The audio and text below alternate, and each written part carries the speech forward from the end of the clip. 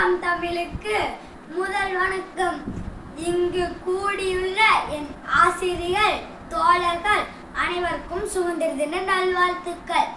இன்று நான் எட்டயபுரம் மண்ணிலே பிறந்த தமிழ் மகன், தமிழ் தாய் பெற்றெடுத்த பெருங்கவிஞர், கனல் பறக்கும் கவிதைகளாலே சுதந்திர வேட்கை ஊட்டிய தியாகி மகாகவி சுப்பிரமணிய பாரதியாரை பற்றி பேச வந்துள்ளேன்.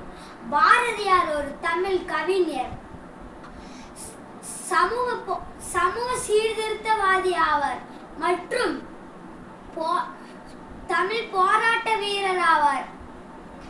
இவர் தூத்துக்குடி மாவட்டத்தில் உள்ள எட்டயபுரத்தில் டிசம்பர் 11, 1882 பிறந்தார்.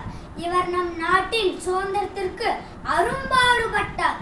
பல்வேறு போராட்டங்களிலும் பங்கு